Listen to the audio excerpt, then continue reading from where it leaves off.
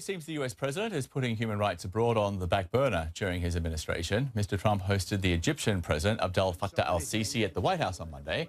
Activists say al-Sisi is a ruthless dictator orchestrating a brutal political crackdown. Mr. Trump sees it differently. We agree on so many things. I just want to let everybody know, in case there was any doubt, that we are very much behind President al-Sisi. He's done a fantastic job in a very difficult situation. Former President Barack Obama refused to host al-Sisi and criticized his human rights record. The Obama administration also did not allow Egypt to buy military equipment on credit.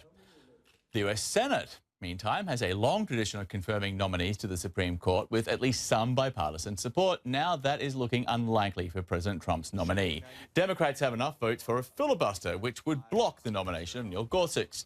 Republicans are threatening to use the so-called nuclear option, essentially rewriting the rules so that it would just be a straight up and down majority, a simple 51 out of the 100 senators to confirm his nomination.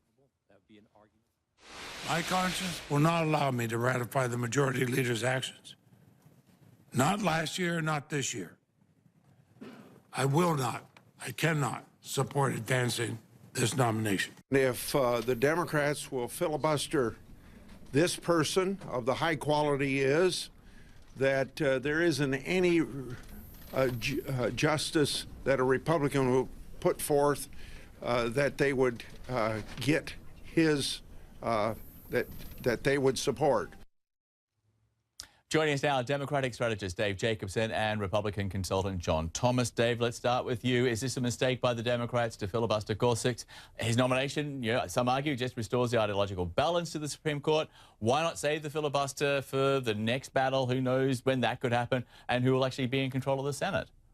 Two reasons. One, because everything that Donald Trump does at this point is over a thick, dark, toxic cloud of controversy and scandal as it relates to the Russian probe. And until we get to the real bottom and understand and get a thorough bipartisan or nonpartisan, investigation into what happened with the Russian hacking and whether or not there was any collusion, Donald Trump's pick for the Supreme Court perhaps shouldn't be considered legitimate at this point. Number one. Number two, Gorsuch is simply not a mainstream choice. And in order to have a 60-vote threshold where you actually can peel away support from both political parties, you have to have somebody within the mainstream, and he simply doesn't embody that.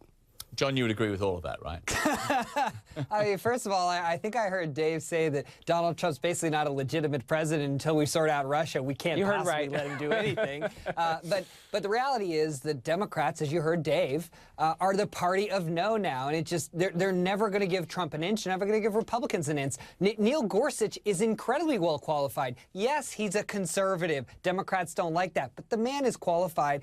And Republicans were put into office, especially Donald Trump, largely because of the Supreme Court and the ramifications. And if they don't get this done, voters are going to take the Republicans out of office with pitchforks if necessary.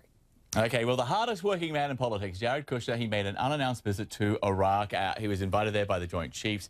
He's apparently receiving briefings and updates. According to General Dunford, Kushner is there to see our folks in the field, our advisors, our guys helping out with the counter-IED fight, our guys that provide the combined air, arms, and our special operations forces, so they can see them in action and have an appreciation for what they're doing.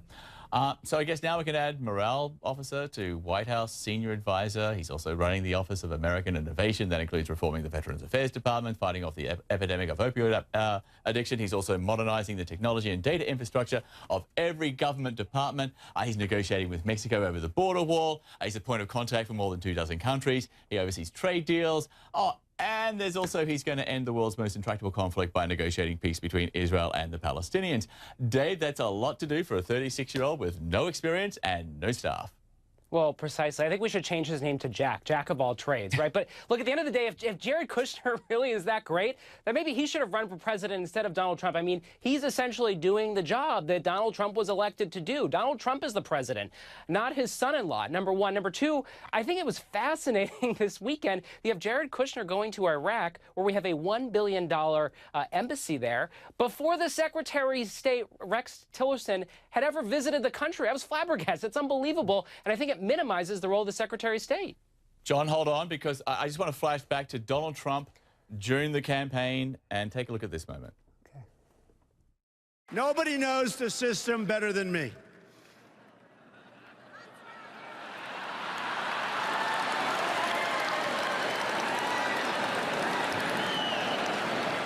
Which is why I alone can fix it. Did that statement come with an asterisk? I alone can fix it with Jared. John? I mean, I don't think anyone actually thought that Donald Trump was going to be in every single meeting in every part of the globe and every part of the government. Like any great business owner or real estate developer, they delegate. Just because they could put the rivets in the cars on the manufacturing line doesn't mean they're going to do that. He clearly trusts Jared, and he's sending him out. He's delegating. I don't see any problem with this as long as it delivers results. He's not getting paid for this anyway, so, you know, good on him. It's true. Kushner's also meant to be involved in the meeting with China's President Xi Jinping. That's set for Friday. Already the U.S. president's putting Beijing on notice over North Korea. Let's go to Matt Rivers. He is live for us in Beijing. So, Matt, ahead of the summit, Mr. Trump talked about the growing threat from North Korea. He told the Financial Times he hoped China would help out with this. But then he added, well, if China is not going to solve North Korea, we will. That is all I am telling you. So how would the Chinese government react to that statement? Well, we haven't had any official reaction from Beijing as of yet, John, but I think that the Chinese, like the rest of us, are going to take what the president says at face value, and they're going to work that into their calculations ahead of their preparations for this upcoming meeting later on this week. But there's two things here. One, I think that the Chinese are not going to be surprised by the president's comments. The president has been very consistent when taking a harder line about China and China's role in solving the North Korean crisis. So I don't think anyone in Beijing is going to be surprised that the president is laying out that kind of vernacular before this meeting. But the other thing that we should also mention, though, is that the Chinese are probably going to look at this with a bit of skepticism, because remember what candidate Trump said on the campaign trail, that China was going to be declared a currency manipulator on day one, that the president was going to enact tariffs on Chinese imports. He hasn't done any of that. He's either he didn't label them a currency manipulator on day one, and he hasn't put in any tariffs yet. He even backed away from his initial comments about the One China policy, questioning that.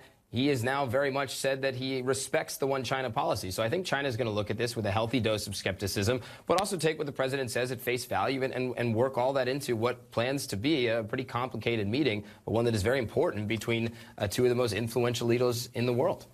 Absolutely. Matt, thank you. Matt Rivers live in Beijing. Dave, back to you. Is it a good move to, you know, make threats and ultimatums before a summit with the leader of China?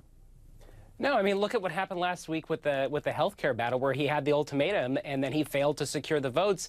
I mean, he can't even control his own caucus. How can we expect this man, this crazy man, to be a world leader, to have relationships with key nations that we have to trade with? I mean, China is one of our top trading partners and allies in terms of trade only around the globe. And I think, look, at a time when there's growing tensions with our country and North Korea, this is a pivotal moment in American history where we actually need a strong working relationship with the Chinese. But here you have President Trump, days after he's sworn into office, creating animosity with China over the One China policy with the dynamic with Taiwan. And I think that is a challenge that is going to continue to plague Trump. And I think the real question is, like, is he going to be presidential in this meeting, or is he going to continue to sort of be a schoolyard bully? John, last word to you on this. Yeah, it's clear that Trump is laying out his priority, that he thinks that North Korea is an existential threat, not just to the U.S., but to the entire world. And if China isn't willing to take leadership on it, the U.S. will. This is exactly the kind of strength that America used to do. We're just shocked by it because over the last 8 years, we've had such a limp president that this kind of talk would never have happened. I'm welcoming the change. Okay, there's a shock. Dave and John, thanks so much for being with us. Thanks, John. Thanks.